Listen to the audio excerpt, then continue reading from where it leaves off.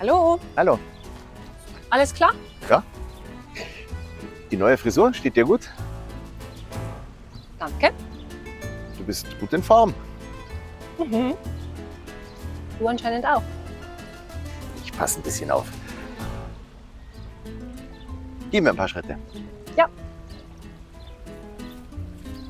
10.11. Stuttgart, 12. Heilbronn, 14. Wiesbaden. Max, hör auf. Deine Tournee und dein Theater sind mir egal. Ja, aber ich will es dir ja nur erklären. Und die Tage hole ich selbstverständlich nach. Nein, es kommt nicht in Frage, dass wir irgendwas an der Aufteilung ändern. Das Problem musst du mit deiner neuen Tussi regeln.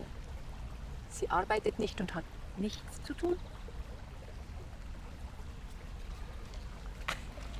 Meine neue Tussi? Das klingt jetzt aber nicht nach Professorin für Französisch. Außerdem dachte ich, du möchtest nicht, dass die Kinder mit ihr allein sind. Ich habe meine Meinung eben geändert. Es ist verdammt schön, ein Egoist zu sein. Es hat mich 20 Jahre gekostet, um das zu merken. Und warum? Warum?